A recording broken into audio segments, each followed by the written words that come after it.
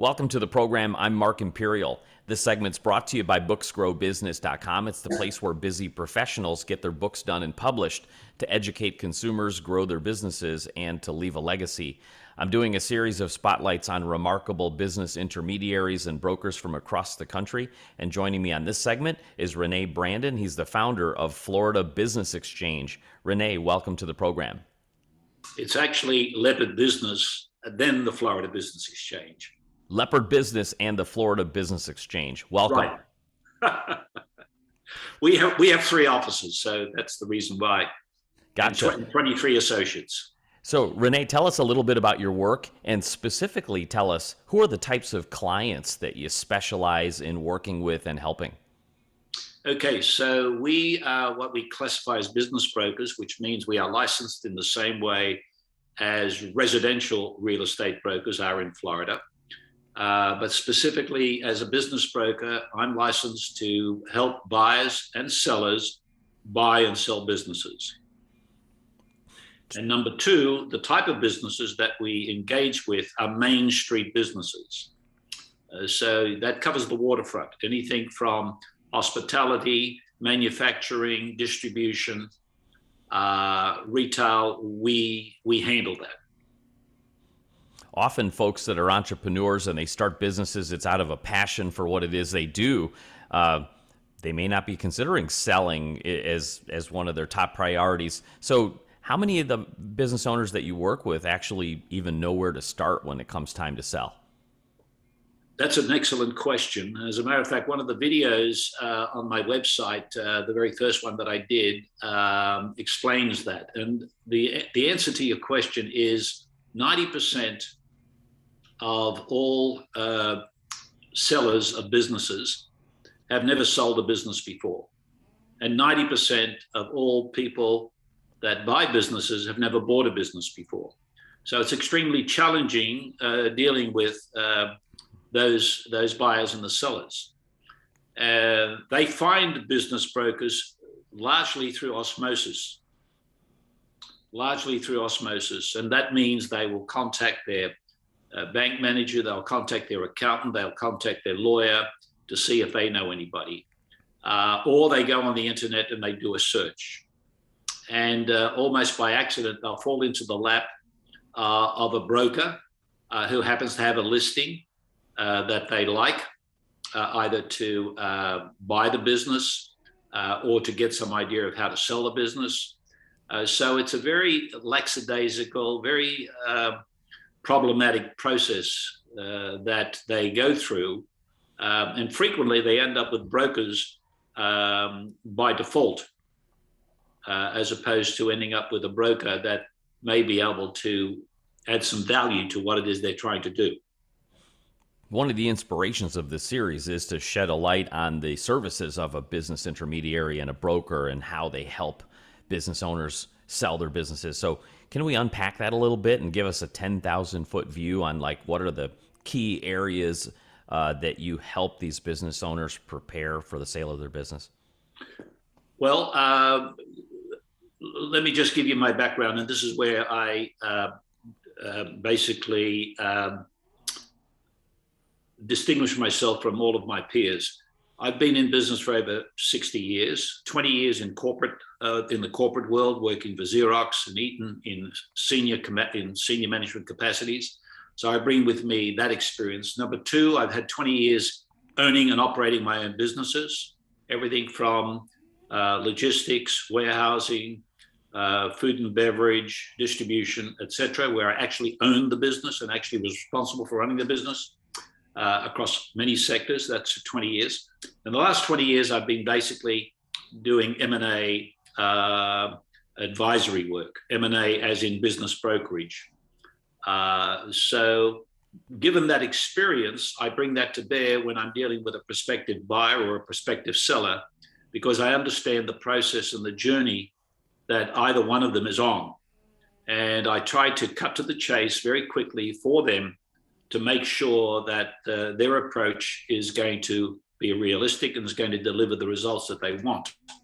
Buying a business is not like buying a house or selling a house. It's completely different. You know, buying or selling a house is all about visibility. drive through, show the property, here's the lockbox number, go and have a look, that type of approach. We're the opposite of that. It's highly confidential. Nobody likes to let their employees and competitors know that they want to sell their business, and so we have to be very protective of that. Number two, we have to explain to the seller, in this case, the process that we go through, because there are many parts to a business, whether you want to think about distribution, or whether you want to think about entertainment, or whether you want to think about manufacturing. Businesses are very complex animals, and there are lots of moving parts, and therefore the whole process of selling a business and buying a business is made up of about over 100 different components, in terms of looking at the business model, looking at the financial statements, looking at the staffing, looking at competitors, looking at their marketing. And what I bring to the table is I have experience across the breadth of that, so that I'm just not going to act as a guardsman, if you will, or as just a facilitator in terms of putting the two parties together. I go to a lot of trouble to analyze what it is the seller wants to do and what it is the buyer wants to do, so that we don't waste time. Rene, a lot of moving parts to sell a business, and I understand that a lot of businesses are not properly prepared, and as much as 80% of them that go on the market end up unsold. Can you kind of give us some insight into what are the biggest key areas that you find that cause that breakdown and cause a business not to sell? Lack of preparation. Lack of preparation is probably the biggest problem, which means taking into account all of the factors that a buyer is going to be looking for in terms of buying a business. And so again, what I try to do is I try to cover off on those, shall we call it, deficits or challenges in selling a business with the seller up front, so that we have a response to any comments that come back from a buyer about the business, whether it deals with their marketing, or whether it deals with their financial statements, or whether it deals with their staffing. So that's part of the job that I do to prepare the seller properly.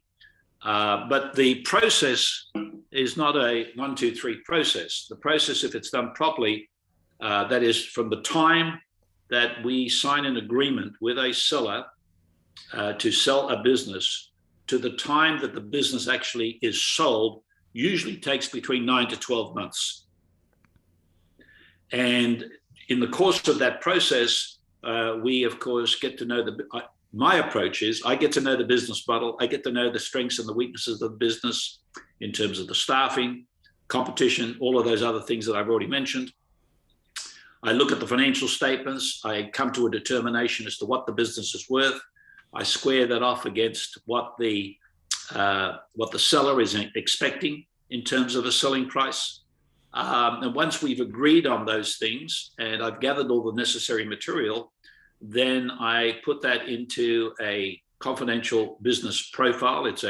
Usually it's about 20 to 30 pages, and that contains all of the information relative to the sale of the business, describes the business, location, the financial statements, the tax returns, the reconciliation of those two pieces of information, income statements, tax returns. And then what we do is we calculate an owner benefit or a cash flow that's available to a prospective buyer that is available to the owner. Once we've gathered all that information, we've compiled the confidential business profile, we then have that available. Meanwhile, we've listed the property or the business anonymously on about 6 or 7 different worldwide websites that specialize in buying and selling businesses. that has a huge audience worldwide.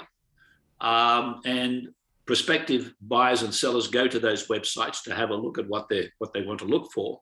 In the case of a buyer, that's what he does. And then he clicks on a business that he likes. That in turn is linked to the listing broker. If it's my listing, it would come directly to me.